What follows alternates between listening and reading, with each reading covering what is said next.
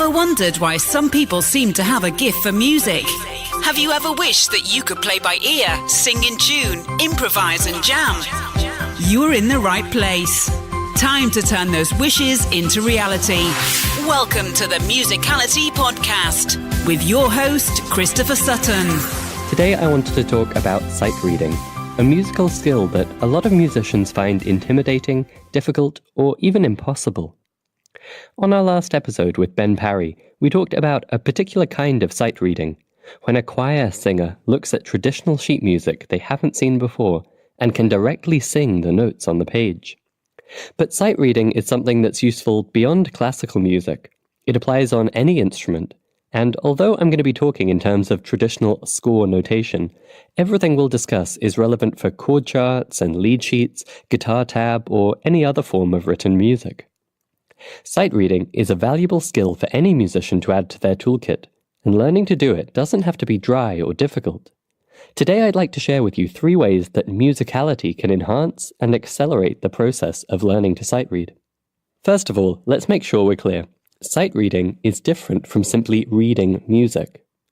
Reading music means you can interpret the written symbols on a page and know the musical notes they represent. You might sit down with a piece of sheet music and spend 30 minutes deciphering it note by note, and you are reading the music. But that's not sight reading. Sight reading means you play it as you read it. You're essentially performing the music directly from the page the first time you see it. That obviously requires a much greater familiarity and speed of reading music than the slow, methodical figuring it out, which also counts as reading music. Learning to read music is very quick. You need to understand the concepts and the symbols, but you don't need to practice it very much to say that you can read music, and to take that skill to any new written music you encounter. Learning to sight read, on the other hand, takes a lot of time and practice to master. That's why it's typically included as a short test as part of any instrument exam. You get given some notated music you haven't seen before, normally at a level a couple of notches below what you've been carefully learning to play for the exam, and after a short amount of prep time to examine the sheet music, you're asked to play it. Learning to sight read music is traditionally just a process of repetition. You practice it as a skill in itself, and your brain gradually gets faster and faster at translating the visual symbols on the page into the correct movements of your fingers on the instrument. This is a pretty well-established process, and it works fine. There's a website I recommend for learning this way, SightReadingMastery.com. They have a really nicely designed database of exercises to take you from the very basics through to quite advanced sight reading on a variety of instruments.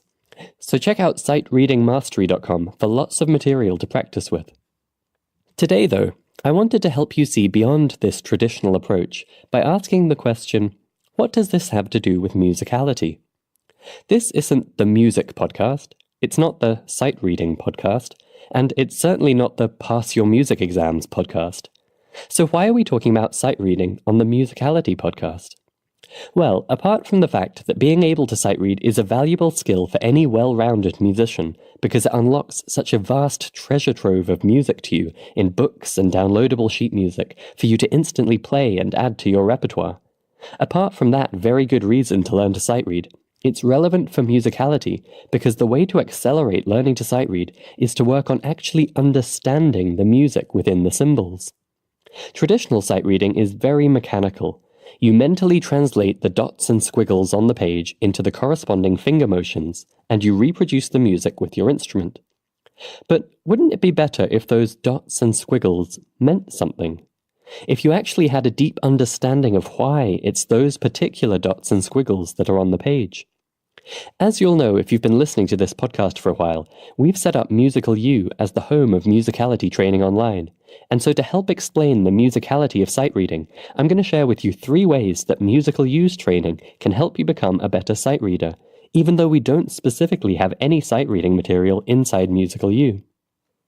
The first way Musical U helps you sight read is the one that's most relevant to what we were talking about with Ben Parry, and that's the pitch skills needed to interpret written note pitches. If you're a singer, then learning to sight read is actually a much bigger challenge than for instrument players, because you don't just need to know which fingers to put where to produce the notes you see on the page. You actually need to know in your head how those notes should sound.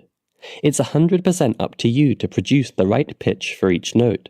That's quite different from, say, piano, where you see a written C on the page, so you press the C key on your piano keyboard and you know the right note pitch will come out.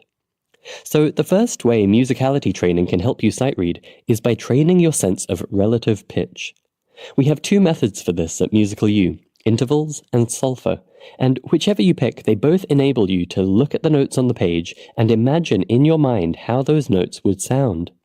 So that's obviously hugely useful for a singer trying to sight read, but it's actually really valuable for any instrumentalist, because imagine how much more musical you can make your performance if you could actually hear the music in your head before you play it, rather than having to wait until your fingers hit the keys to know how it will sound. By developing your sense of relative pitch and practicing the skill of audiation, meaning imagining music in your mind, you become able to just look at a page of sheet music and hear the right note pitches in your head. Of course, there is another dimension to every note on the page, and that's rhythm. This is the second way that musicality training can help you with sight reading. At Musical U, we have a Speak Rhythms module, which is essentially the rhythm equivalent of what we just talked about for pitch. We teach two methods which you can use to look at written rhythm notation and hear in your head, or speak out loud, how those rhythms would sound. So combine this musicality skill with the relative pitch training, and you can look at a piece of written music and hear exactly how those notes should sound, both in their pitch and in their rhythm. Pretty cool, right? I know that for a long time I thought it was astounding to imagine that some expert musicians could flick through sheet music in a shop and would actually be hearing that music in their head as they looked at the page. And that other singers in choir with me could be handed new sheet music and immediately sing their part, even though they'd never heard that piece before. With your pitch and rhythm ear skills connected to notation, the way we teach it at Musical U, those seemingly magical abilities are well within your reach. The final way that musicality training helps you with sight reading is the most closely related to what I said about understanding the music you're sight reading. The pitch and rhythm skills are great for translating what you see into something you can hear in your head, but you don't necessarily know what's going on in the music at all, just how it would sound. One popular technique for speeding up your sight reading is the idea of chunking, where instead of reading one note at a time, you break up what your eyes are taking in into chunks of several notes at once. And this is where musicality training can really help. Imagine a bar of piano music, for example, played both hands together with the left hand playing chords and the right hand playing a melody. Without musicality training, you might have to decipher a dozen different notes for the left hand and another half dozen for the right hand. But if you've studied melodies and harmony the way we teach them at Musical U, then you could glance at that same bar of sheet music and immediately see that it's just two chords in the left hand, C major followed by F major, and it's mostly just a little section of the ascending melodic minor scale in the right hand. You've converted a large number of dots into a few simple concepts. And not only do you know how those sound in your head, but you've played them so many times that it's easy to just run your hands through playing them without having to think about each and every note. An equivalent on guitar would be if, for example, you'd done some training on scale degree recognition and learned particular fretboard patterns for common scale types. You could glance at some guitar tab, and instead of seeing just an overwhelming assortment of different fret numbers, your eyes would perceive the underlying shapes and patterns, and you could immediately make your fingers do the right things. Again, without having to think it through carefully one note at a time. Or supposing you're a rhythm guitarist presented with a new chord chart. Without musicality training, you might look at the page and see 20 or 30 different chord symbols you'd have to play through and pay total attention to each and every change. But after training in chord progressions and song structure, you could look at that same page, immediately see that there's an A section and a B section, and each one is a simple 1-4-5-6 progression in a particular key. Again, you've distilled down a large amount of information into something you could say out loud in a sentence or two, making it dramatically easier to play through. And, by the way, dramatically easier to memorize, which is another skill that can otherwise be very slow and challenging for musicians to learn. So Musicality gives you the insight into the underlying structure and patterns that music is made from, and that lets you translate what initially seems like a ton of information notated on the page into the simpler, larger chunks it's composed of. That lets you more easily play it on your instrument because your brain has much less to juggle, and you're able to take advantage of all the practice you've had playing those same chunks in different music before. So those are 3 ways that musicality training can really speed up the process of learning to sight read music, as well as making it a lot more rewarding and enjoyable, and letting you make your sight reading performances sound much more musical too. On this show, we talk a lot about the ear skills of music and things like playing by ear and improvising, which don't require you to read music. But that doesn't mean that the other, more traditionally taught skills aren't incredibly useful too. So if you've shied away from sight reading because it seemed difficult, or you've been learning but finding it slow going, please do check out SightReadingMastery.com for some step-by-step practice material, and explore those 3 ways that musicality training can help speed up the process and make it a whole lot more fun too. Thank you for listening to the Musicality Podcast.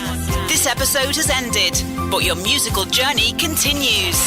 Head over to musicalitypodcast.com, where you will find the links and resources mentioned in this episode, as well as bonus content exclusive for podcast listeners. That's musicalitypodcast.com.